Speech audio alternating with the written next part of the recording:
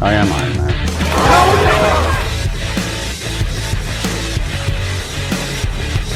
Hello there.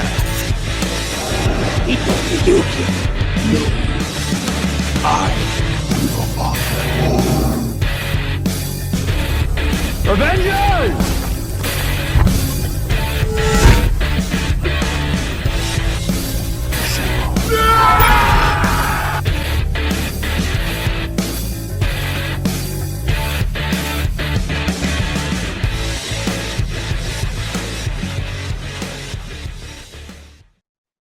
All right, we're recording.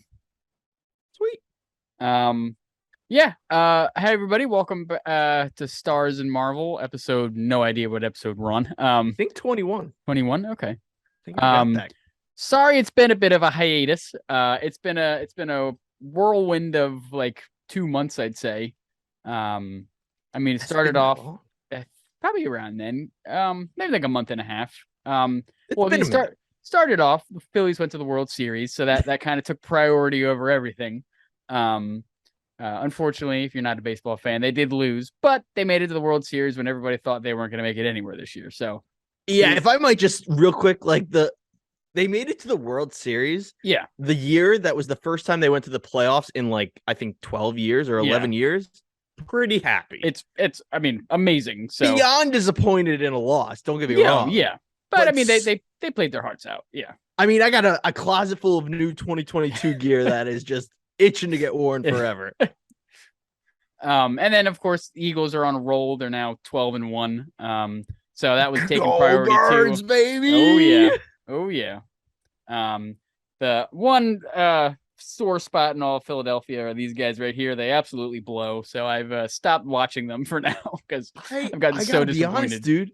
I might disagree with you, even though they're not. I would say not as bad as them. I think the Sixers are just a huge disappointment right now. That's true. Yeah, they're not bad, but they're mediocre. It's living up to what they could be. Yeah. So and I actually just talked to Andrew. Shout out Andrew, but hey, Andrew. He very much talked me off the ledge today in the sense that he's like, I mean, half the team's been hurt. It's the first 20 games or whatever, like all true things, but in this city of champions that we're at right now, when last year we thought we could have gone to the championship with the Sixers, it's right now this just doesn't look like that team. It's looking pretty bleak. So but that's sports talk. That's sports. Mr. Belcher, how are sports? Maybe the greatest Bob's Burgers line. But yeah, so today we're recapping Black Panther: Wakanda Forever. One interesting thing I thought of before I went to see the movie. I feel like the only movies that have the title 1, 2, and 3 are Iron Man. All the other ones are the name of the movie and then whatever, Captain America: Civil War, the subtitles. Thor: Ragnarok. Yeah, subtitle. Yeah. Yeah, as far as I remember off the top of my head, I'm pretty sure Iron Man is the only series that uses numbers. I think that's because I think Iron Man was it was the first movie series, right? Yeah. And just kind of the classic Spider-Man style. 1, 2, 3. I think that as Paramount, who was, the ones doing Marvel before Disney, I think as they developed the MCU, they might have thought to themselves, or no, wait, Paramount had no sequels except Iron Man 2, which would have been the number. So Disney took over, and I think Disney was like, hey, now this is going to be longevity. That way we're not. Do you want to have Iron Man 10 down the line, or Iron Man and the Sunspot or whatever the hell he's gonna you know what I mean?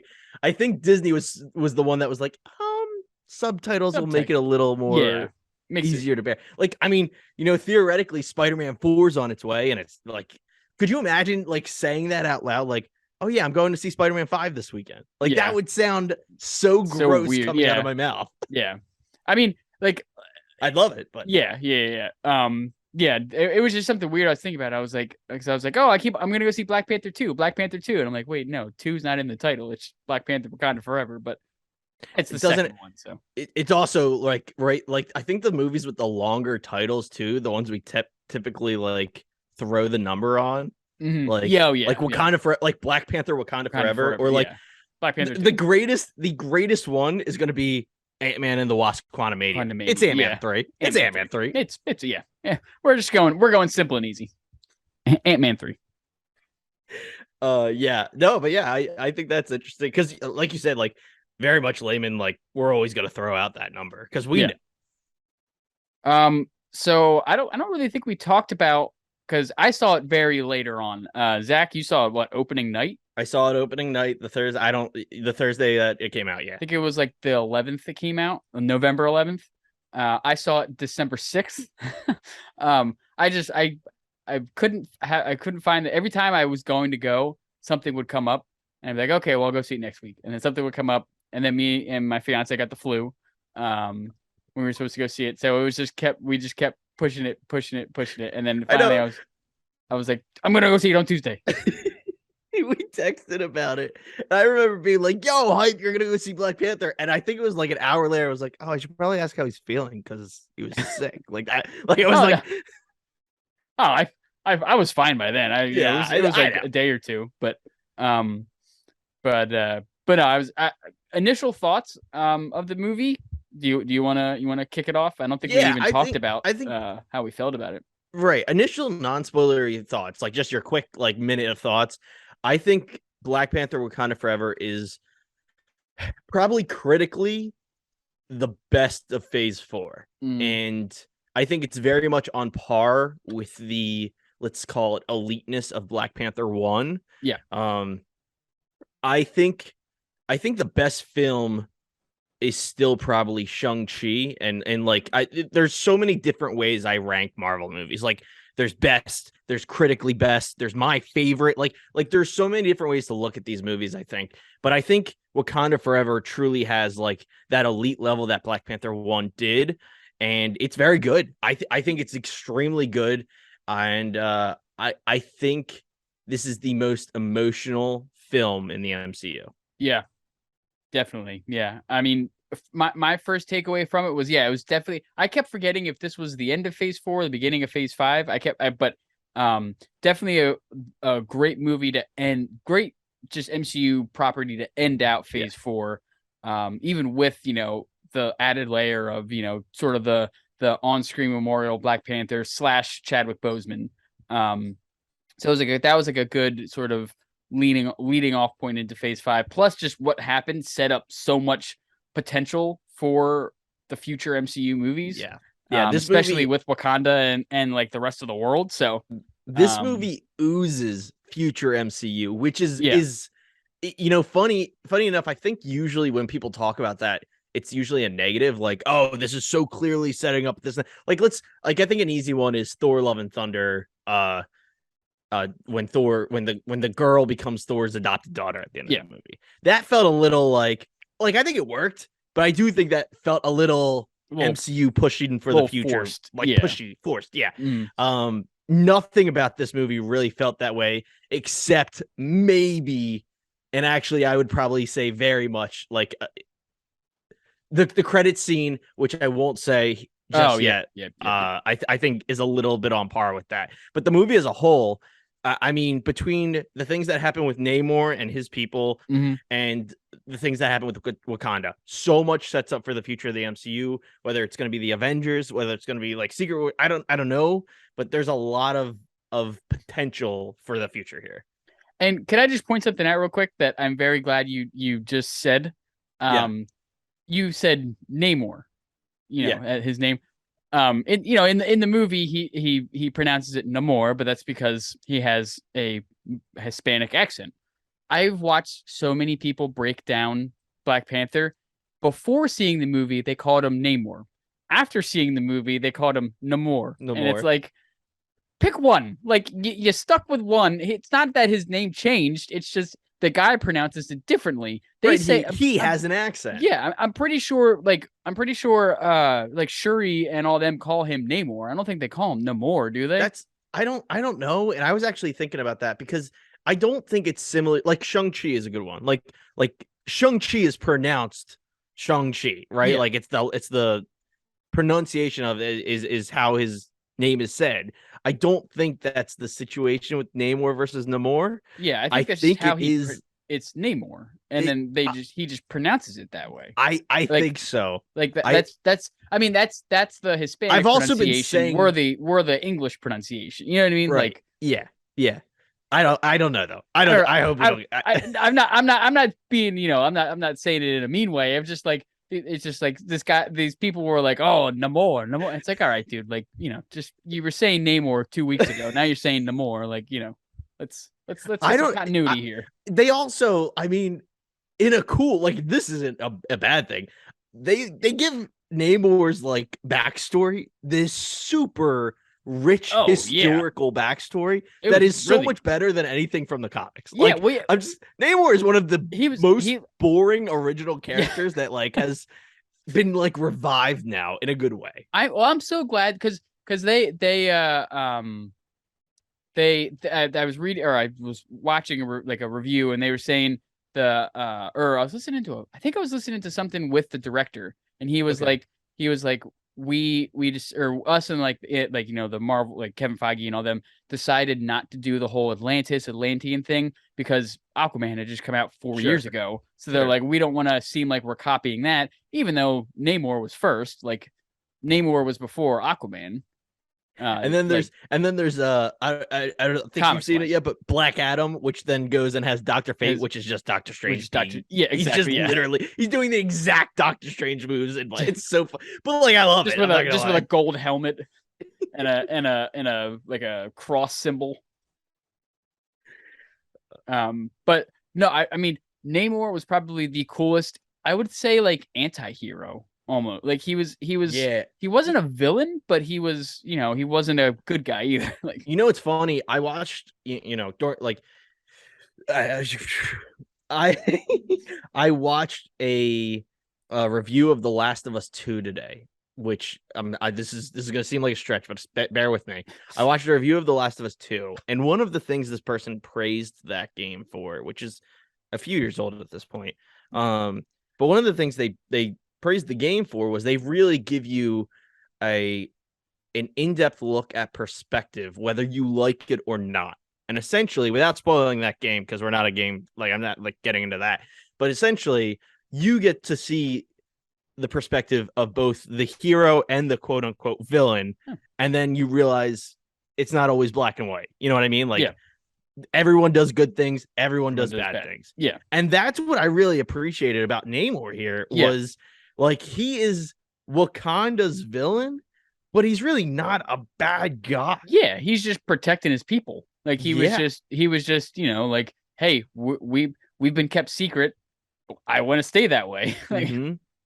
And and on top of that, like I say he's not a bad guy, but he definitely like they give him that I'm blabbering because I'm trying to get to uh uh Ryan Coogler, right? That's the oh director's yeah, the name. director. Yep, yeah, Ryan Coogler. I mean, so good with villains, like Yeah, from he Killmonger killed it with to Namor. Killmonger. Yeah, with this, Like, he amazing. and you know what's funny is Killmonger was a villain, straight up. Yo, yeah, But yep. at the end of the day, He you're did like, his anger, little justified. justified. His Yeah, actions, not at all. But yeah. his anger, you're like, he's got a point. That's yeah, And this, it's very similar with Namor because he is just so pissed at Wakanda that he does the stuff he does. yeah. And you're like, okay, well, you just crossed the line at the very pivotal point of the movie. Mhm. And but like it's an act of war, and he's just trying to protect his people is what it Yeah, comes down to. It's wild. It's wild how good they did that. yeah, yeah. And I loved how, um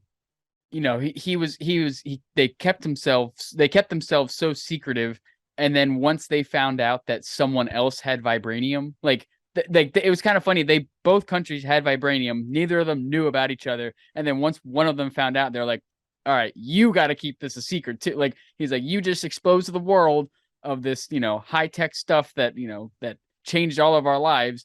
And now they're going to start coming for me because, you blabbed your mouth. Like, Yeah, it's so funny. Like, and that's not what I was expecting in the movie. It was great, right. but I was like, oh, this is, I really didn't expect that they were going to be like, oh, we're also a secret, which obviously they were because no one knew about it. But we're also a secret. Why aren't we still secret cities? Like, Yeah. it was kind of funny. Yeah. Like, oh, we're doing that again, but it works. Yeah.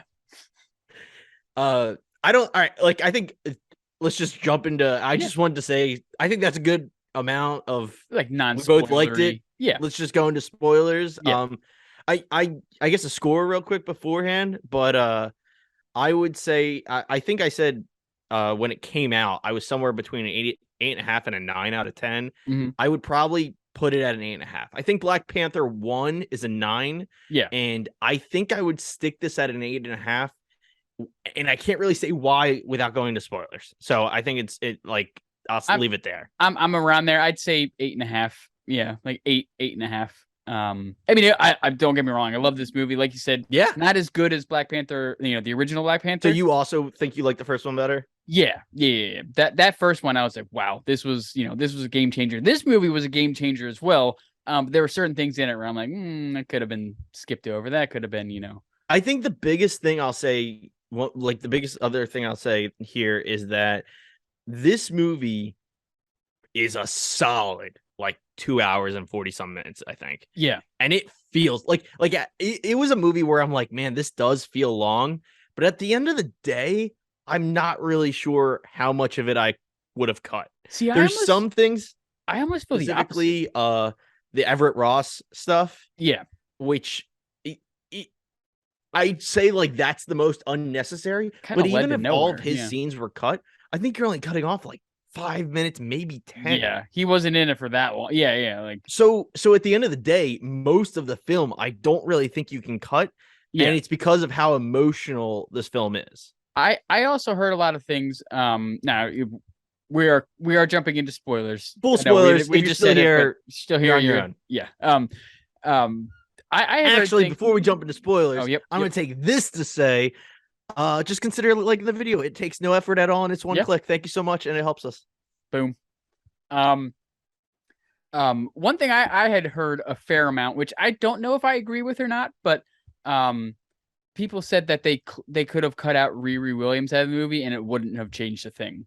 I agree, but I also liked the addition of a separate non-Wakandan character. Yeah. Other than Namor and Ross. So like an ally, spoilers, full spoilers. I think Riri, to answer your question or that statement, is that true? I think at the end of the day, yes, you could cut Riri out and more or less have the same movie. The thing that I like about Riri, first of all, I love Riri. I think she is a great addition to this movie. Oh yeah, I think she's well cast. I forget the actress's name. Love the actress that played her. Mm-hmm. I just thought she was a great character. Really enjoyed it. Yeah. Mark 1 Pop is a great addition. Just saying. It's a really cool little armor one. I got to look at it again because I saw it, glanced at it, and I was like, oh yeah. Whoa. So now it's cool. It's got little wings. It's got an arc reactor hanging on the side because it's so makeshift. Nice. It's good. It's good. But yeah, the thing I like about her, besides just liking her character in general, don't get me wrong. I mean, Iron Man's awesome. So no matter what form of Iron Man, it's gonna be great. Yeah. But the thing I like about Riri being in this movie is that she adds a very, very needed person for Shuri to lean on that is not mourning T'Challa. We haven't even talked about this. The obvious thing about this movie is the entire thing is just a farewell and a mourning of T'Challa, of Chadwick Boseman, and it's emotionally draining. Watching this movie, you are just I didn't cry. I don't cry very often in movies, but it was never felt that so sad in a movie. Yeah. And I think what Riri adds to that is it's that brief moment for a person mourning, that it's that brief moment of escape from the world. Mm-hmm. It's someone her age, I guess a little younger technically, if I remember correctly. Yeah, I don't know. It's someone give or take her age that she just talks to for a scene or two, and then when they get to her workshop, they're talking shop. It's a cool addition to give a moment of pause to the obvious mourning in this movie. And the emotions in this movie are so good, and this is by no means a negative criticism of that, but just like in the real world, I think you need that moment to escape from that. Mm-hmm. Yeah, no, I mean, what you were saying about the the sorry, my mind Farewell, just Chadwick completely. Boseman. Yes. No, I did like the addition of her for someone to like, not the farewell, but like the to for not Riri, for Sure. Shuri to talk shop with, to be able to bond with. Yeah, I have a feeling Shuri might pop up here and there in Ironheart. I hope Um, so. I really so do. yeah, so I mean, but yeah, no, she was a great addition. I see where people are coming from, where they're like, you could cut her out and not really change anything, but this also helps set up her character for the show. That way Right. we're not going in blind like we did with Miss Marvel. I agree, and I think it'll be so much better. Excuse me, having this show come after already meeting this character. I mean, this is essentially more or less what we've talked about. Like the if Moon Knight had like an hour special or like a 2 hour movie and then the show, like that would have just made it all the better, because you cut out it an origin movie helps. It really does. And like most of Riri's origin story has yet to happen. Yeah. Like it really, like, most of it has not happened, but we've been introduced to her. Yeah, So we know who she don't is. need that wasted time finding out who she is, really. Yeah, we don't need the whole getting bit by a spider thing again. We just need to, yes, very good job. We need we just need her jumping right into, being a low level superhero, and then, possibly moving up to like a Young Avengers type thing. That's what, if I had to guess, we're gonna go like Ironheart will take place pretty much right after Wakanda Forever. She gets back to her, I already forget where she goes to school. She gets MIT, back to school. What was that? I think MIT, right? I think she goes. That is, I think that's where Tony Stark went. I want to say that is where she went, but I don't remember. I don't know. But yeah, if I had to guess, it's going to take place. She's getting back to school. She's starting work on, her Mark III armor, and maybe we get a flashback from before and of her developing the what is the metal a vibranium detection machine. Like I could see flashbacks or something like that, but I think otherwise it's full steam ahead, and I think that makes the most sense. Now, do you think that because the whole thing is, in the movie she made this vibranium detector that she didn't realize she was making it for the government. She was doing it for a school project, and then the professor sold it to the government. Do you think the professor is someone important, or do you think it was just like my professor sold it and now I'm in a lot of deep crap? I don't think the professor is someone important. I mean, I could see them end up being like, let's say like a B or C list character that we can recognize. But no, I think the idea is more just the student made something and this professor was like, just capitalized on it. Yeah, I can pawn this. Because I heard theories that people were like, oh, well, maybe the professor's Dr. Doom, blah, blah, blah, blah. And I'm like, yeah, but I don't think they would introduce Dr. Doom through Ironheart. Dr. Doom's got to get introduced through Fantastic Four, I feel like. That's so the main thing. I'm glad you bring this up. Before Wakanda Forever, I saw a leak that seemed very legit. Oh. That Doom was going to be a credit scene for this movie. Ooh. And then he was not. I don't think he's going to be the professor. I think I think Doom, I don't know how they're going to pull it off, but I think he's going to be in Latveria. I think they're going to do Latveria, even though they've never done it in a movie before. Like, yeah, between Wakanda and now not Atlantis, we have these fake, these other countries or cities or whatever. Yeah, I think Doom is going to be. I mean, if they can pull off an underwater city and a hidden African country, yeah, I think they can pull off Latveria. I mean, is Latveria a real place? I don't think so. God, I hope not, because I don't think it. Yeah, I said, because like I remember like the whole Latveria thing from the original Fantastic Four movies, and obviously in the comics and stuff, but right. But I never knew if that was a real. I mean, it sounds like a Eastern European country, like very cold, very gray. It sounds like a country that's still doing Knights at the Round Table stuff. Yeah. Like a medieval But yeah, country. I still it's interesting. I think that was a legit leak. It might have never filmed, Yeah. but I definitely think at one point Doom was supposed to be in this movie, and they were like, nah. And I think it was the right call not to have it. Like this movie, while we said it explores the future, it's very self-contained. Yeah. At the same time, it really is. And we're also just very far away from the Fantastic Four in general, so I feel like it'd be a little Yeah. difficult to introduce him now and then be like, all right, now you gotta wait 2 years to see me. Like, Yeah.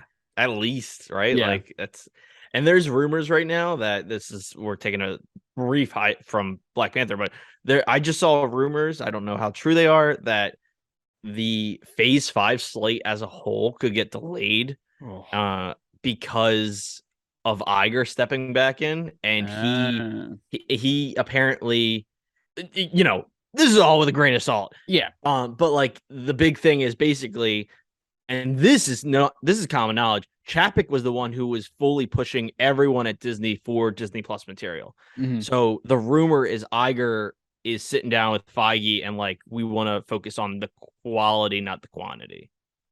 I mean, I'm not opposed. I mean, I know I know.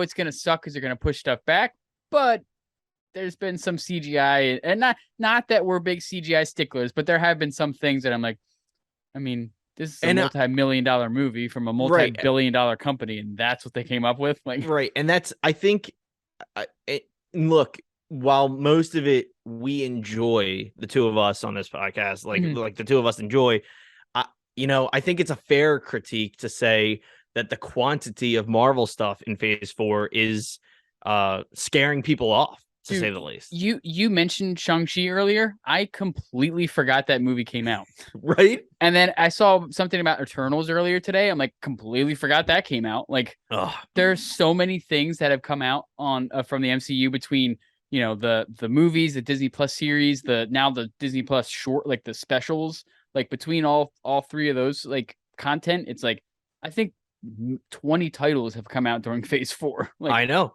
Been an insane amount of content, which, not complaining, but for the workers, especially that's a lot of in stuff. Like the post-pandemic world, like it was nice to just eat content up as soon as it was coming out. Yeah. But I do think a combination of the CGI issues and scaring people away, it'll be interesting to see if Phase 5 is actually about to be affected. And if it is, when are they going to make that public? I mean, I think Quantumania is supposed to be in February. Yeah. So like, are we talking? They're kicking it off. I mean, they're hitting the ground running. Yeah. And it's gonna. I mean, I don't. If I had to guess, though, I don't think that'll be delayed unless they want to touch up the movie more, like digitally, which I could see. Yeah. But I don't know. We'll see. But let's back to Wakanda. Hop back in. Yeah.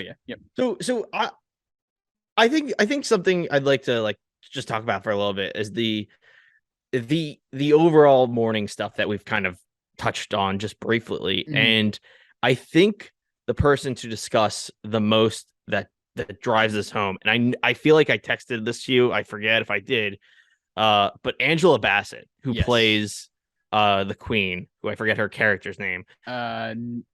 Queen something with an N. No.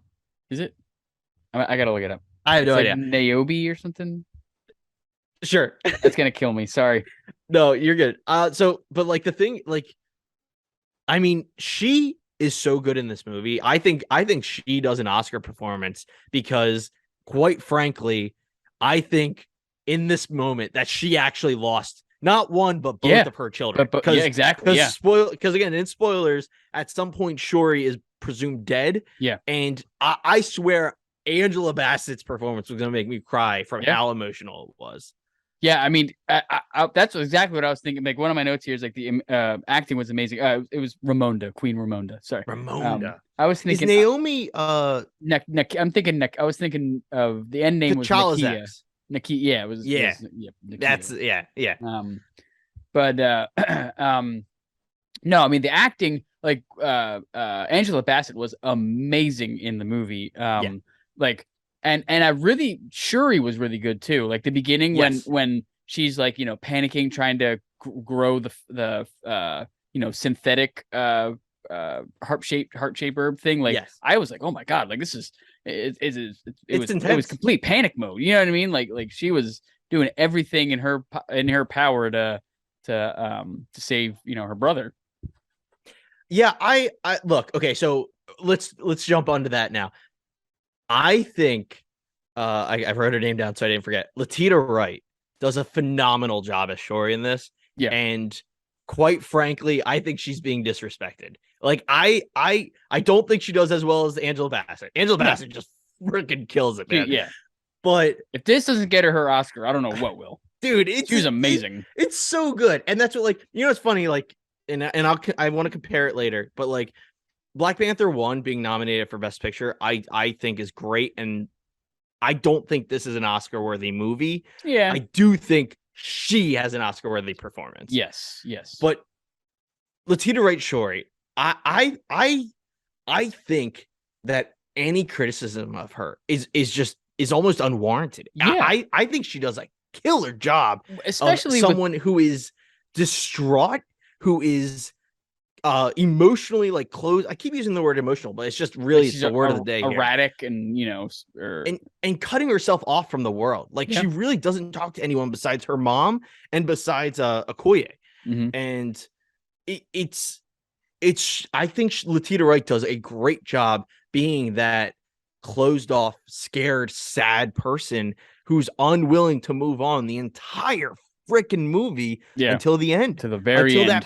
Until that perfect ending where she goes to the beach to finally burn the funeral clothes. And again, that moment was so well done. And then you have, the song was released. I can't remember what the song's called, but the song. Oh, the one by Rihanna? Yeah, the Rihanna song.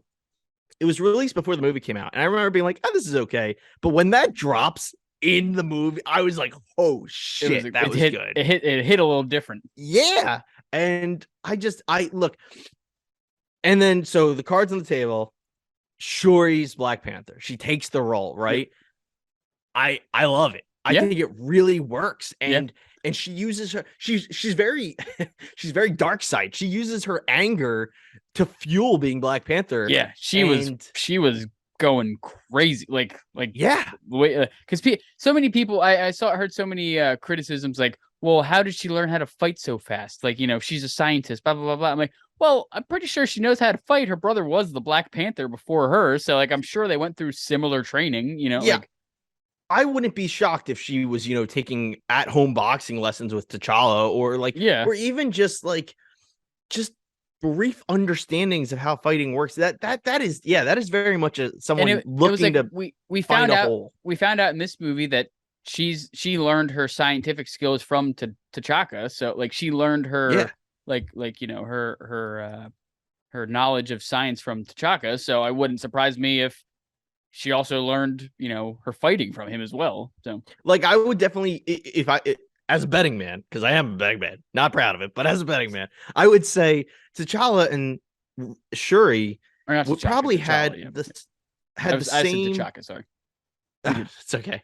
They probably had the same initial training. Like they were probably both trained in education, in science, and they were both trained in combat. And at some point they just split off. Yeah, because that's how when you have kids, that's what you do, right? You're like, all right, both of you go play baseball. Yeah, and maybe one of you likes it, maybe one of you don't. Like, well, also think about it too. They're royal, like they were prince and princess. Like so I'm sure the prince and princesses in Europe are learning math and jujitsu and stuff, or whatever British fighting. But and especially in Wakanda, are they learning some kind of self-defense class? Oh yeah. I mean, their leader and protector is a guy that wears a Black Panther costume and can run really fast and pick up things really. So like obviously they would have some fighting, some sort of fighting back. Guy dresses up as a cat. You don't want to know about it. I just think it works, man. And I just really thought Letitia Wright did a good job. And like, look, we're not political people. We've talked about that before. I know there was issues revolving around that. I don't care. Yeah. She's not like, she's not a secret Nazi or some shit. Like She's a 25-year-old making her own stupid mistakes or decisions that she's allowed to do that. Like, yeah. I mean, we don't have to get into it. I honestly have no idea what she did or said or anything. I had heard, like, I saw like a clickbait article that was like, drama on the set of Wakanda Forever, but I was like, separate the art from the artist type. Exactly. And I think, it's funny. I think things like you go to like a real like situation, like let's real like Michael Jackson, like it's hard to separate the art from the artist now. Yeah, like that's like or like Kanye, like stuff like that. Right. It's like bad history, like, bad blood. Yeah. When you're talking about just stupid political views that doesn't affect anyone, like, and especially themselves, a kid. Like, it's not a kid, but especially a young adult. She's a kid. We're all kids. True. No, I agree, and I think it's unfair to just be pissed off at her for that. Yeah. And I think she does such a good job. My honest to God, my biggest complaint about her as Black Panther has nothing to do with her. I think her suit was very like okay, bland. Like at best. Yeah. And I think it was I was actually, you talked about CGI. We can go into that a little bit now, but like that's like obviously the Black Panther suit gets CGI work in some way or another because it's all nanotech bullshit, right? Yeah. I think that's the worst CGI in this movie. It almost looks cartoonish when she puts the suit on, whereas everything else I thought looked great. Yeah, CGI. Yeah, everything, especially compared to the first Black Panther, because that was the only thing people complained about that movie was the CGI. Yeah. I just listened to a guy complain about that. Yeah, that's fine. And I mean, this one definitely they stepped it up a little more. Just because I mean the first one did so well that this had such a such a following and such a legacy to live up to. Not a legacy, but like such a big follow up that they were like, probably like, okay, let's put a little more time and effort into this. Definitely slipped up a little bit on her suit and things, but that's like at the end of the day, if that's the worst thing, like it's like, it's nothing bad and yeah, exactly. One thing, if it's cool to before I jump into that, just all in all, that what we were talking about before, that the whole memorial, the funeral, everything for Chadwick Boseman and T'Challa in the movie was amazing. Because I mean, like, it almost felt like they actually threw a African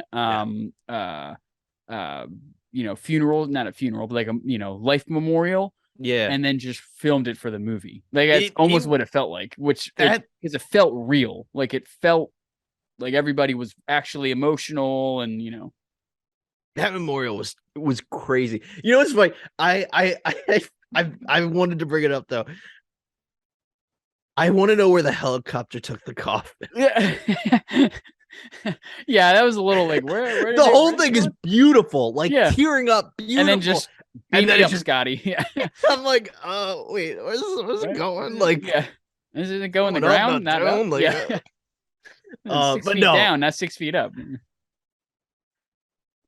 I couldn't help it. But like the joke aside, that was like, it's in the trailer, but the moment like the people are banging on the drums and like the mural is behind it, like it's so cool. And it was a really well done memorial for the character and for the actor. Mm-hmm. And they also did, the opening Marvel credits was all Chadwick Boseman, which I thought was cool. Like all of the Black Panther. They didn't do that till after the memorial. Like we have two scenes and then we get the crawl and you're like, oh wow, like it really was like that wasn't even part of the movie. It was just, here is the moment for all of us to mourn Chadwick Boseman. And I really like that they kept that silent. Like they kept the opening cross silent. There wasn't any music. There wasn't anything. Know. It was just like, wow, this is like, you could hear a pin drop in my theater. It was an emotional, the only thing I could compare it to was seeing, what the hell is it called? Lone Survivor. The one with Mark Wahlberg where he's the lone survivor. It's like four soldiers in Afghanistan, and he was like the only one that made it out of the thing or whatever. And I remember leaving the theater like dead silent. Really? Everyone like nobody was talking, nobody was saying anything. Like that's what it felt like during that crawl, like after the memorial and everything. It was just nobody was whispering anything. Yeah. Nobody was like on their phone, just silence. I know it shut people up. It was a moment. Like it was, and it's funny, in a movie theater, you don't expect to hear people talking or anything, but like the silence of that crawl was deafening. Yeah. Which I mean, it did its job. It did what they wanted is to and it was great. It really was. And one thing I wanted to talk about, which I didn't know if they were gonna do well, but they pulled it off great, was Namor's little wings on his ankles. Yes. Oh my god. When I saw them like when I found I didn't know much about Namor before the movie, right. And like when I'd watched like people speculating of this and that, they talked about his powers, and like they're like, oh, he's got little wings on his feet, and I'm like, well, that's kind of stupid. Like how the hell are they gonna pull that off? That was badass. He was like air ice skating. Like it was so cool. Like it was the coolest thing. Like in that, like I was like, wow, they did a really good job pulling that off, not making it look stupid. Yeah, I loved when he's running. So this is when they attack Wakanda and they water bomb the place. Oh yeah. And he starts running through the city, and it just looks like it looks like he's like jumping off walls like Assassin's Creed parkour. It almost and he's flying. Like that's how he flew. And it was just so cool, like that idea that he was like stepping on like platforms almost, when Doctor Strange was putting those things out for Quill to jump on in Infinity War. Like that's what it felt like. Yeah.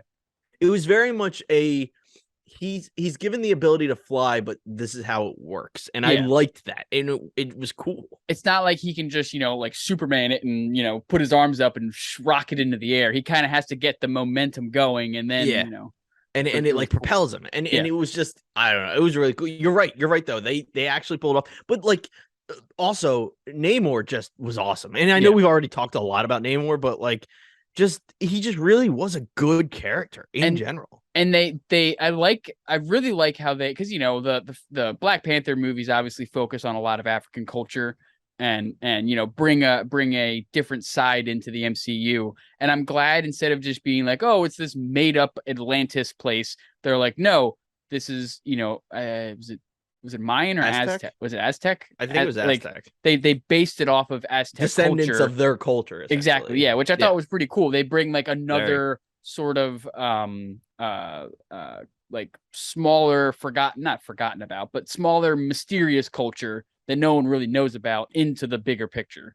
I mean, obviously Wakanda is not a real place, but no, I think it was really cool seeing that culture display. And like we haven't really talked about like we did a little bit, but the underwater city, like seeing that and seeing how the culture influenced. I think that's what it was, something like that.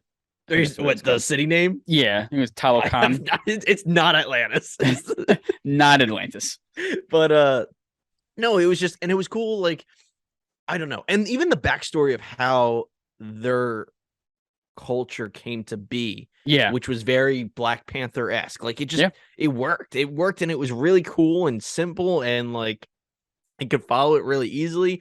They drank a bunch of goo and they couldn't breathe air. They had to go in the water. Like that's that scene when they all woke up or they all like drank it and then all passed out. I'm like, oh god, is this gonna be like a cult thing? Like are they all gonna die? And then but then I was like, well, then how would Namor be born? He can't just crawl out himself. So I was like, obviously they got to be okay. No, but I agree, man. They all collapsed, and I was like, "Oh, where are they? What the hell are we gonna do now?" But yeah, it was cool seeing like and it is cool the distinction of they're all like out of the water, they're all blue, but Namor is still still has his regular skin. That was really cool, and actually, I had to go. I shamefully didn't quite catch on to that when it happened, but like. Because I was talking to Val about it. I was like, wait a minute, why are some of them blue and some of them were regular skin tone? And it was, I didn't catch on that. Yes, when they're in the water, they weren't blue. That was, and then when they get out of the water, they're blue. The thing, talking about those people, the water people. God, that sounded horrible. Talking about the water people. Talking about them water people.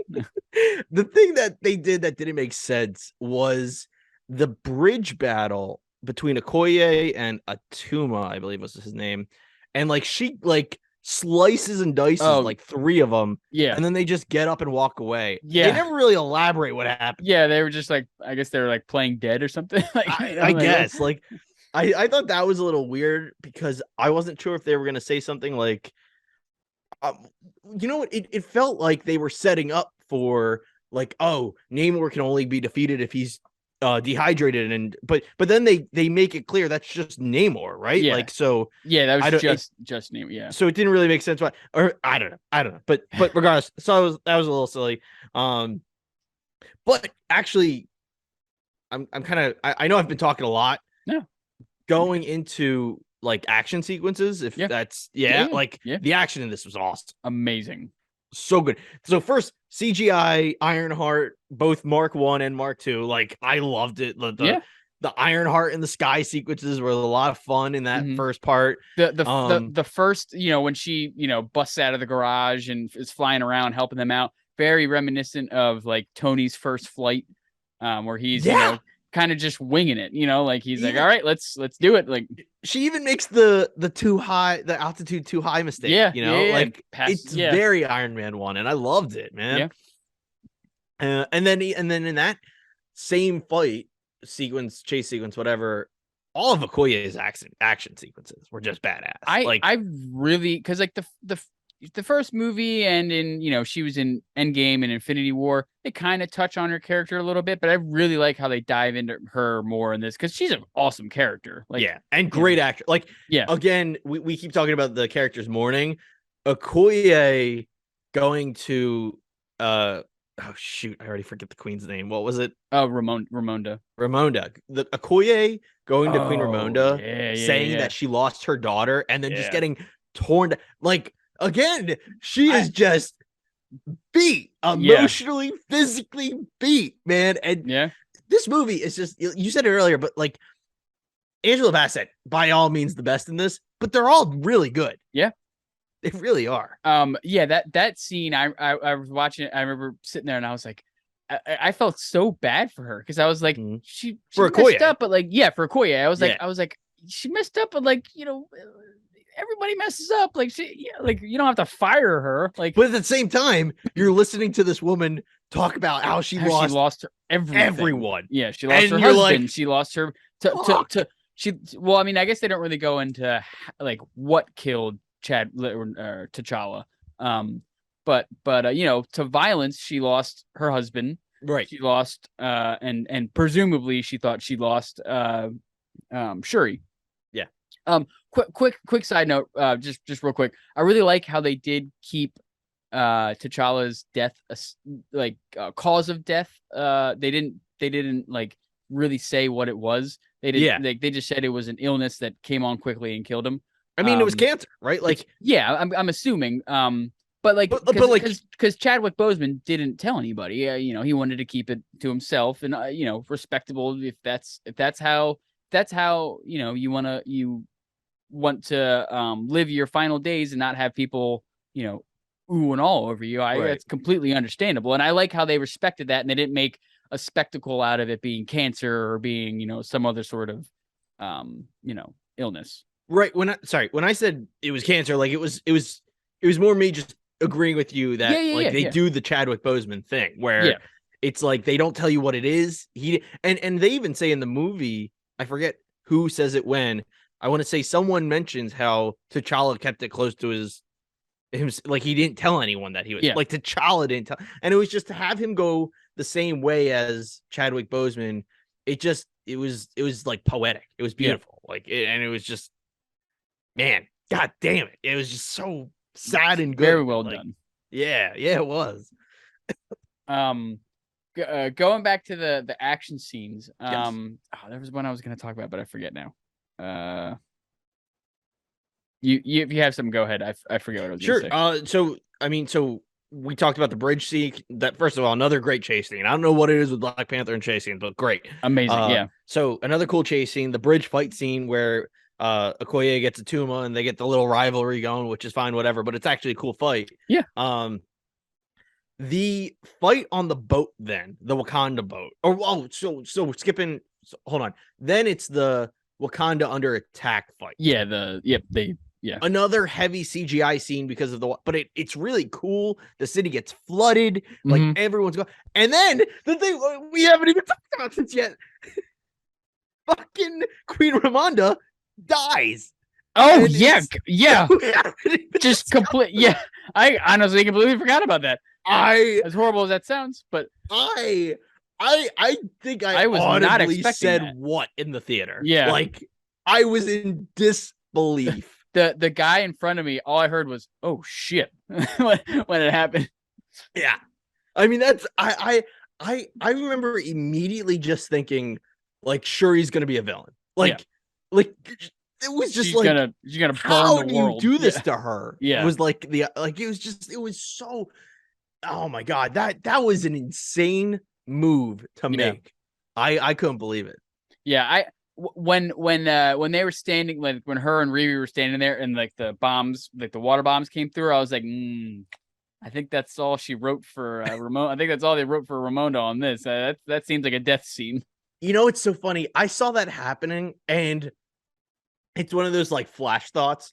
And it's like I had two flash thoughts, and it was one, Riri's there, and Riri's not going to die, right? We know Riri can't die. Yeah, no. But then I was like, two, it's just water. Like, what's the worst that could happen? Yeah. Bitch drowns hard. Barely death. Yeah. I couldn't believe it. I was in complete shock. I think I was edge of my seat. I said something. I can't remember what I said. Maybe Val, but like I know I was in utter. That was more shocking to me than Tony getting stabbed in Infinity War, and I thought he was going to die right then and there. Yeah. Yep. Like that was one of the most shocking things. Because I feel like this was a movie we didn't really think anybody was gonna die. I mean, because we already had the death. Exactly, yeah. Like we knew they were gonna have a memorial for T'Challa, so we were like, all right, so they're probably not gonna kill anybody else. Like Endgame or Infinity War, we knew going in, okay, a lot of people are gonna die. Like we know this was such a surprise. Like, and then wow. Yeah. Additionally, they do the whole Shuri's presumed dead thing, which is very on par for Marvel and Disney to be like, oh, someone died in the movie, but you already know she's not dead. Like you already have lost. That's not T'Challa, kind of. Yeah. And it was like that was on par for the course, but then they actually killed the queen, and I was baffled at that, utterly baffled. And it was good. I couldn't believe it. Yeah. Yeah, it was a bold move, but it really was. But it worked. Part of me, like, we haven't talked at all, but like I know this movie was, in the works before Chadwick Boseman passed. Yeah, and I think it was always supposed to be Namor and Atlantis and all that. Part of me wonders if Ryan Coogler always planned on killing Queen Ramonda, and it was like he's like that's just not changing. Like, yeah, I don't know if that was. I mean, I could see it totally being in the original script. Because I was listening to the interview thing that he said he had that script done, sent it to Chadwick Boseman, and then 2 weeks later he passed.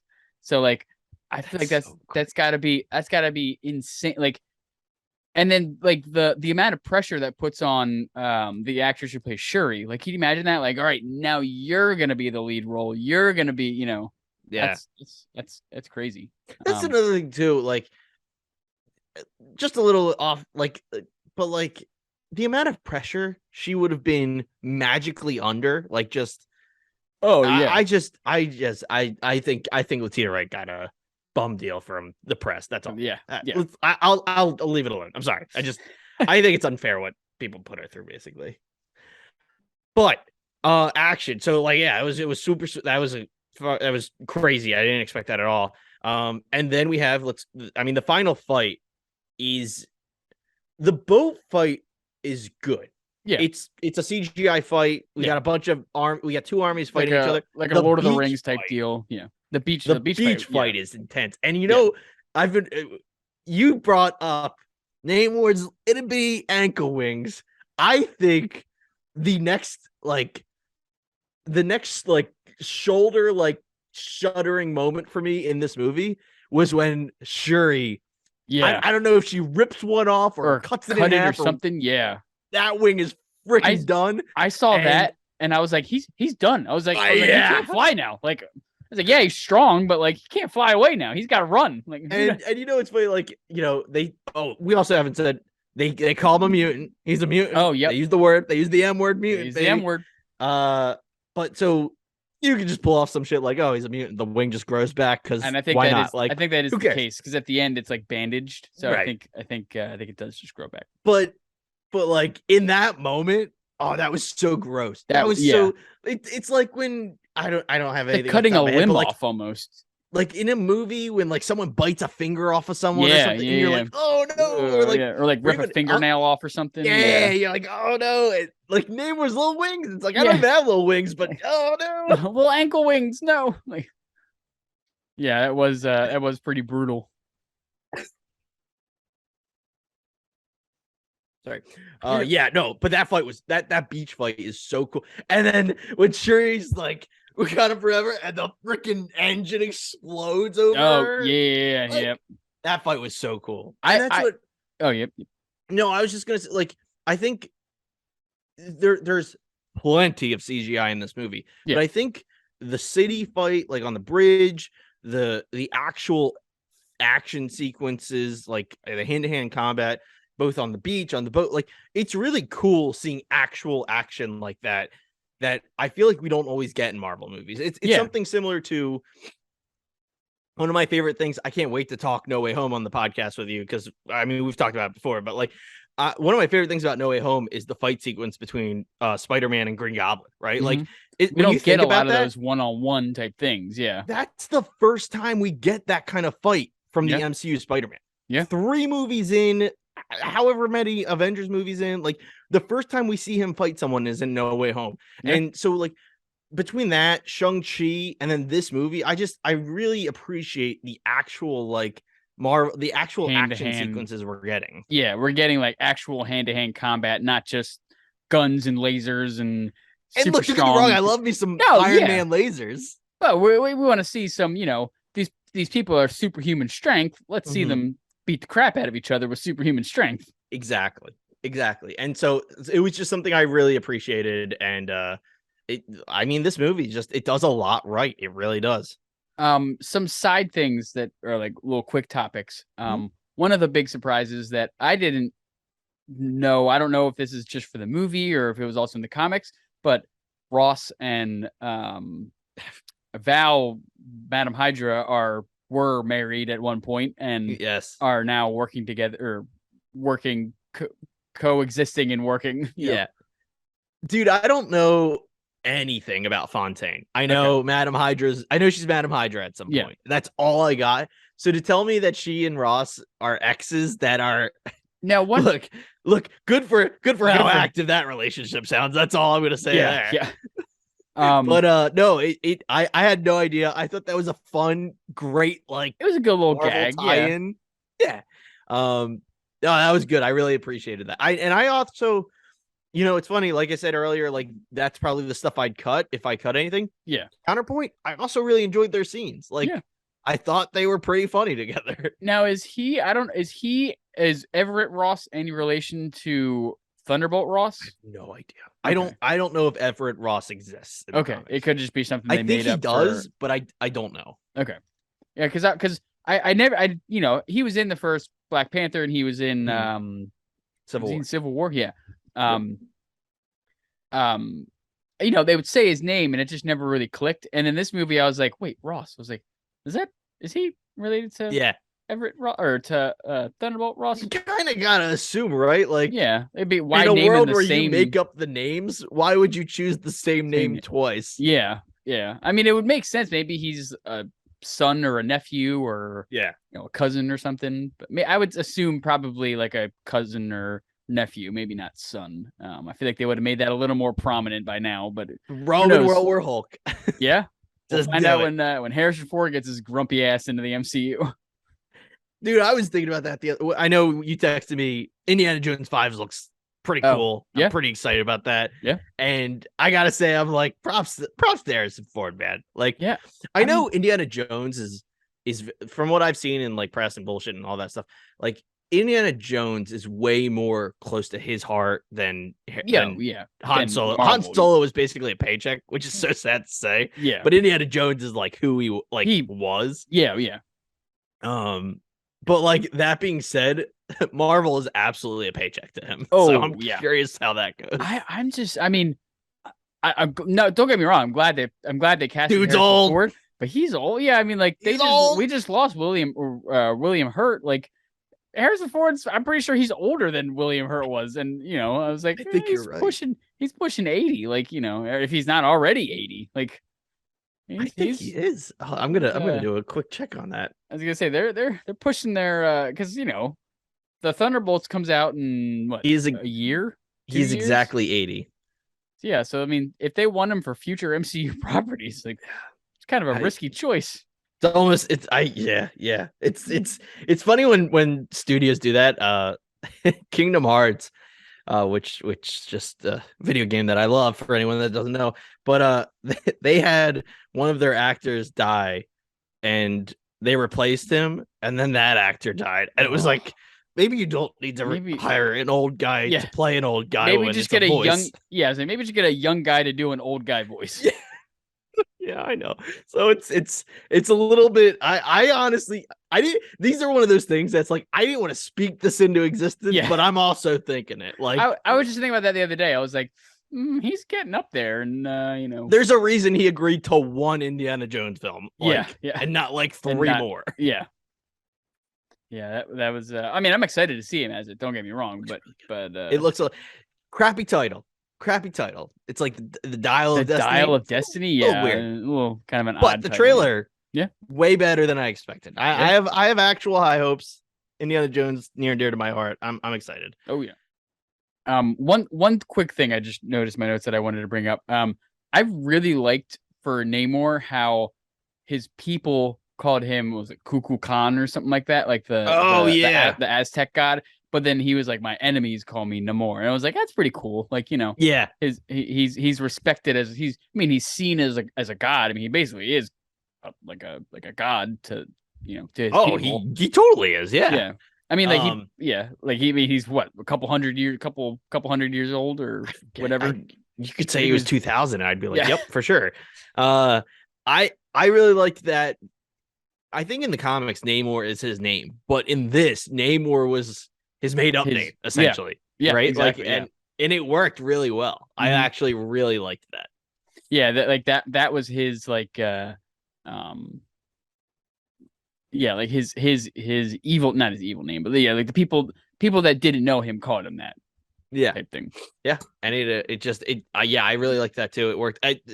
Really the culture of his people is super awesome. It's like, it's just really enjoyable. It's like you're learning about another culture in a movie, and it's well, and it goes back to that whole thing in perspective, because Namor is being a just complete ass, but at the same time, we see the people he's trying to protect. Like this is what he's fighting for, and exactly. Yeah. Again, it's perspective was really cool in this, and I think Ryan Coogler does a great job. I would be shocked. I know there was rumors. I would be shocked if Ryan Coogler is not one of the Avengers directors. Oh, I would hope so. Yeah. Whether it's Kang Dynasty or Secret Wars. I think he's got to do it, because between his directing, and I know Secret Wars is going to be the Loki writer who was also on WandaVision and Wakanda or Doctor Strange.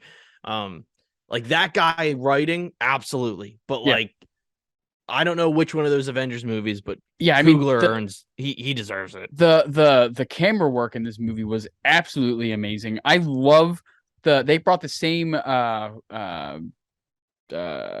composer back for this movie, is Ludwig Göransson or something. He did the Black Panther. He like the first Black Panther. He did Mandalorian theme. He did something else too recently. He does a lot of Childish Gambino's music. Oh, cool.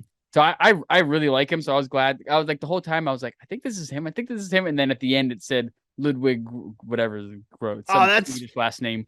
That's pretty impressive. You recognize that. And well, I really liked the first, like the Black Panther soundtrack. So I like have it on my Spotify, and I really like the like the Mandalorian theme. Like every once in a while, I'll just pop it on, and yeah, and it always has his name, and it's some like Swedish Finnish name. It's like Ludwig Groen Nansen. It's got one of those like umlaut things. But I was like, oh nice, they brought him back. So I hope that like Ryan Coogler would be amazing for Kang Dynasty or Secret Wars. Just I definitely he could do either. Like this is by no means me picking. Or he just have him do both. Have him like the Russo brothers, But I could the two movies. I was just gonna say I think Kang Dynasty is going to be a more definitely dark, action-packed film. Yeah. And I would say like I could see him being that one. But yeah, I mean give him both. I would I'm not complaining. Yeah. I think I think it was a woman that did Shang-Chi, right? I think it was a woman that directed Shang-Chi. No, the woman that just sounds horrible. I know a woman directed Eternals. It was that Eternals. Oscar-winning director. I think she's in works to I think she might be in the works to direct Kang Dynasty. Okay, that's fine. I think that's what I heard. Look, I'll look it up later. But did we review Eternals on here? I don't think we did. No, because we kind of. No, I keep saying Wakanda Forever. Multiverse of Madness was our first one. Yep. I've never said it. I don't think I've ever said it on here before. Eternals is fine. Yeah, I know we've said that. We've both said it's fine. The director Chloe was the Zhao. one. Chloe Zhao, that's her name. I believe. She was the one who was like, "Yeah, we have to have a sex scene to say how it's the only way to show how much these people are in love." And I just maybe not. I disagree. Maybe not in a Disney property. Yeah, I'm not a prude, but like that was one of the most awkward sex scenes I've ever seen in a movie. Like maybe on par with The Room. It was very forced. Very It was So I don't exactly love hearing that she might be in the Avengers movies, but that's fine. I'm not gonna not see a movie. Like maybe not. Maybe it wasn't her. She doesn't have anything for upcoming. Let me see. Sorry. I will say like I liked her direction for that movie almost entirely. It's just that thing. I don't like hearing someone was so stubborn that they had to have this in the movie. You know what I mean? Like that's the only like Anyway. The director of Shang-Chi is doing Kang Dynasty. Oh, okay. See, that's another action-packed Marvel movie. Yeah. I approve. That's a great choice. And I'm glad and I don't even know who the director is. Let me see if he's doing Secret Wars. No, they only have the writer so far for Secret Wars. But I can imagine if as long as he pulls off Kang Dynasty well, I'm sure they'll pull like a Russo brothers thing and just bring him in for the second one. That way, that like same continuity with directors keeps. Destin Daniel Cretton is his name. Heck of a name. Yeah. If he's not doing Secret Wars, I will say I still think it's going to be. My like long shot guess is I still think Rami's name is in the ring. Yeah. If Secret Wars is going to basically be a successor to Multiverse of Madness, I wouldn't be shocked if he's involved. I mean, he killed it with Multiverse of Madness. So. Yeah. But I do. But give Coogler this chance, and I will be ecstatic. Yeah. I mean, give him something other than Black Panther to do it. I'm sure he'll knock it out of the park because I mean, he's shown what he can do with Black Panther, and I mean, honestly, this was more of. It was definitely Black Panther, but it was also half Namor's story. So, like, he can show he can do more than just the Black Panther character and switching. I could even see brains. Giving him Thunderbolts, just that would make that movie. I would actually, and not that I have anything negative about Thunderbolts yet, but like I think hearing something like that would make me more excited for it because. I think my biggest issue with Thunderbolts right now is the idea that they might go too light. Like, having Coogler involved, I would be like... He could bring that serious tone in, Right, exactly. Make it funny, because there's funny parts in this movie. Absolutely. Like, don't get me wrong. I mean, sure, he absolutely can. He plays both sides, though. That's what, if you were going to tell me... I don't know. I don't have an example, but... I like 9 times out of 10 right now. I'm gonna guess the Thunderbolts director is going to be someone very lighthearted, and I think Thunderbolts needs a serious tone to it. Yeah, not the whole movie, but I think it needs a serious tone. I mean, It they're all can't be supposed to like a be Suicide Squad. It has to be, it, something a little more. yeah. It can't be a Guardians of the Galaxy, which is That's my more of a fear of better. what it's Yeah, going to yeah, be. yeah, yeah, yeah. Yep. But so to wrap up Wakanda Forever, there is two more things I wanted to discuss. So in the sequence of this movie, the end of the movie, we see Shuri doesn't go to the challenge, and Yeah. instead M'Baku shows up, Yeah. and Yeah. I take that as M'Baku is going to be king of Wakanda, Yeah. but And Shuri's still Black Panther. yeah. Which I mean, people were complaining about that, but I mean, that's what T'Chaka was when like T'Challa was Black Panther and T'Chaka was king. So Right. like it doesn't have to be the king has to or the queen has to be the Black Panther. It can be, there It, can be the king or queen and then have the Black Panther as well. exactly. And when you think about it, they were going to make, assumably, because in Black Panther 1, when they do the challenge, they strip the Black Panther of their powers, Yeah. right? Of T'Challa's powers. So, like, there's no way Shuri is gonna beat M'Baku in hand-to-hand combat. Yeah, Like, no, it's yeah. not gonna happen. No. So I like the idea that they are allies. I mean, I don't know if I'd say friends, but like they're allies. Yeah. They like each other enough that they just kind of agreed, yes, M'Baku, you will take over as king, but I will stay as Black Panther. And I like the idea that he's okay with that. Like, yeah. I think he's matured a lot in this 4 movies we've seen him in. And I mean, a lovable character to say the least. Yeah. I just really like that actor. He was he's awesome. Yeah. He was in Us, and a couple other things. The Jordan Peele movie, the one with Who the was people he in Us? He was the dad, like the main guy. I've only seen Us once, and I wasn't a huge fan of it. Yeah, it's kind of a. But I kind of, because I really liked the other one, not Us, but Get Out. Get Out, and then I haven't seen Nope yet, but I really want to see it. It was okay. Yeah, sure. I wouldn't say Nope, but it was good. Okay, it's worth a watch. Yeah, it's on Paramount or something, so I got it. Yeah, so it's just sure. It's on one of the dozens of streaming services. Yeah, it's a conversation I gotta have. I think I'm gonna get rid of Hulu, which is pretty wild. Wow. Yeah. It's just the biggest thing I still use Hulu for is It's Always Sunny. Yeah, it's almost solely what I use it for. That's not true. I also watch Workaholics on it, but I also own the whole Workaholics series on DVD. So like that doesn't pop that in whenever. Yeah. But yeah, it's Hulu's kind of the low man on the totem pole for things we use, and it's like, God, I might have to cut it, and that would just destroy me. Yeah.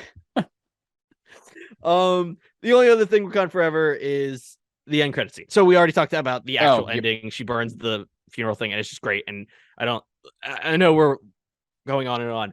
The credit scene is Nikoye? No. Nakia. Nakia.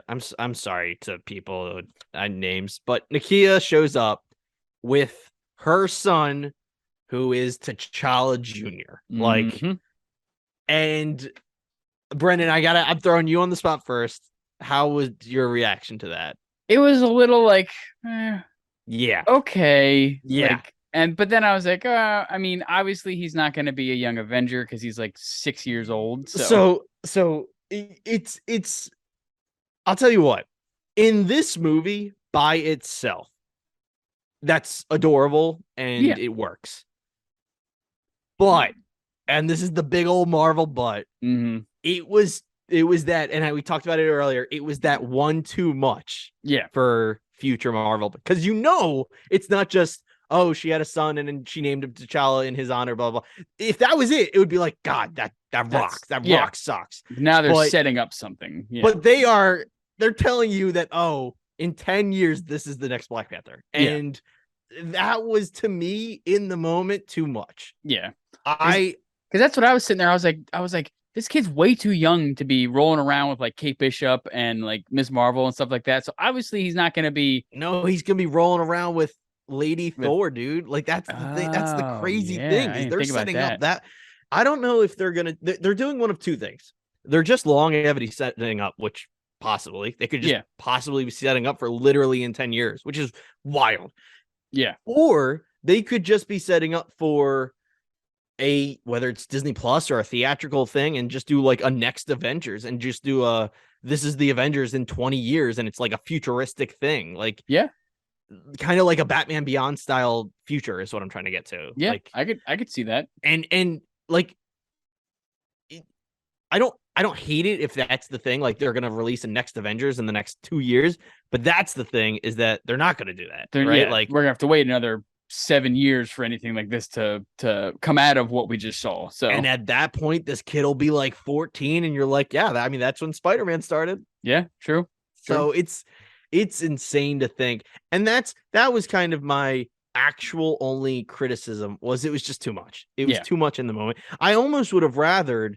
I talked about a rumored Doctor Doom credit scene, and I think something like that, unrelated, like setting up for a future movie, I would have been like, oh, right, the MCU, like, that's cool. Like what I was picturing. So I was kind of bummed there was only that one credit scene. I was hoping there was going to be a Doctor Doom, and I was hoping it was going to be like, him sitting in like a desk, not masked up or anything, just like, regular Victor Von Doom, just chilling there, and like his secretary. This is before he becomes like Doom, like, before he becomes, and or he's sitting watching TV or something, and it's like the Wakandans are this, that, and whatever, they're doing this, and they're holding the vibranium, and he just gets that kind of like twinkle in his eye, like, ooh, vibranium, like, or like very much a Doom thing, like, to want the vibranium that he doesn't have,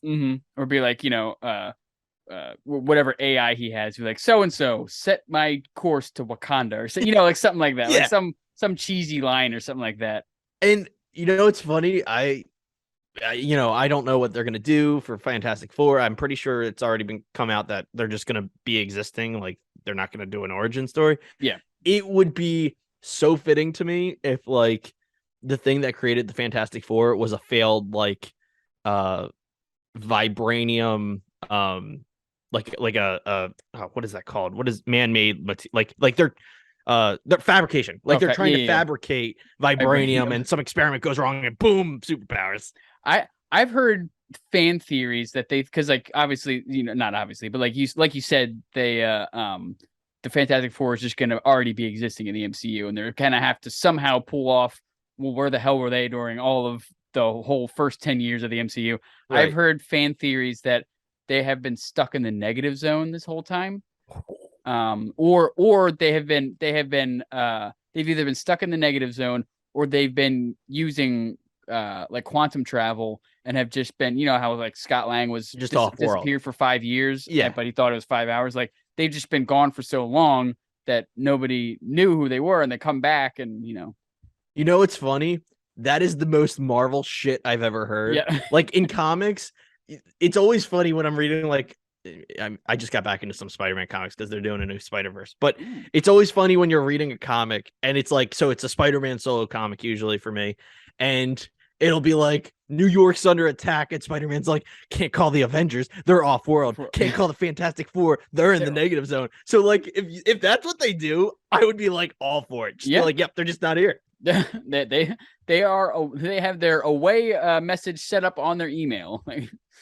Exactly right, like, on, like, just, yep, negative zone, vacation responder. Yep. Oh god. But I'm glad you felt the same way as me about the credit scene, because definitely felt a little pushy. It's so, but it's so funny. Like, I truly feel like if I didn't know the MCU, I would have been like, that's a touching moment. But I do know the MCU, and you son of a bitch, it was too much. You're setting it up. You're setting up too much. You have two phases to get through already. Let's not set up phase 19. Like, for real though, it's gonna be like 8. Yeah. But yeah, I think that covers everything. I think the last thing, the absolute last thing I talked about at the very beginning of this, why I referenced it as an 8.5 versus Black Panther 1 as a 9. I think they are very parallel films. I think they are both very good. The reason I put this behind is nothing to do with, like, characters or acting. The reason I put it behind is actually I don't think this has a lot of replayability. I Almost I kind of like an think Eternals type thing where it's like a one and done almost. Yeah. it was, but like it was just so draining and Yeah. exhausting in a good way, but like I I don't would want to go through that again. I would rewatch scenes. I don't Yes. know if I would like. I don't know if I'd make it like every year I usually rewatch like Infinity War, Endgame, or Civil Right. War, something like that. But I don't think I'd make it like a yearly watch. I'd watch like the Namor Shuri fight or like Yeah. stuff like that. But yeah, I see I that don't little think wing get torn off. yeah, like I don't think I want to have a couple beers and start getting teary eyed over the Exactly. memorial scene or Ramona's death and stuff like that. So And that's what, like, it really isn't a knock to the movie, but I no, just don't see myself rewatching it a lot. it's a little And too for that heavy. reason, I just put it behind the other one. And for that reason, I'm out. No, And for that reason, I'm out. I that. Yeah, but no, I know what you mean. It's a little too heavy to rewatch. Like, um, yeah. I disagree though. I don't think it's like that with Eternals. I think Eternals is just Eternals was just a lot. it's just Yeah, Eternals. yeah. It's It was just just it was like an art house movie, and yeah. there's a whole bunch of weird shit going on, and gold lines and giant people, so or giant Like, beings, and now a giant statue in the Indian Ocean. oh, I can't wait to rank the phase. Ugh. That I there's gonna be like I'll have a list of all like the properties and stuff. I bet you there's gonna be like 5 things on there where I'm gonna be like, I completely forgot this even existed. Like Dude, do you why remember isn't what the WandaVision in phase 4? Like I feel like it was WandaVision was 3 years first? ago. How crazy is that? That was the first Disney Plus thing. Jeez. Do you wait? Pop quiz. Do you remember what the first movie of Phase 4 is? Is it Far From Home? Oh, that's technically the last of Phase 3. Oh. It's the next movie. After that. I think you're gonna. Ant-Man and the Wasp? No, it's Black Widow. That. Oh my god. Wow. I think I forgot about that movie. Yep. I mean, wow. Yeah, because that was such a gray area because that was like right in the heat of the pandemic. So like it Yeah, didn't Black come out Widow in was theaters, a or did it come out in theaters? Or no. was it Black just Widow Disney was they Plus, did the right? Disney Plus Oh, it was like buy the now premiere, and the premiere thing. You had to pay yeah, like $25 or whatever it was. yeah, which I did. Yeah, which I did. Which I of course. Yeah, wow. That was that was the first Phase 4 movie. Yep. Wow. Oh yeah, And I guess yeah, because Far From Home was after Endgame, and yeah, okay, yep. Have you rewatched Black Widow at all? Mm-mm. I That's another rewatched one. it once. I Yep. remember I put it on Disney Plus at one point once it was free again. Yeah. But I remember I was like, huh, I don't think I've rewatched this.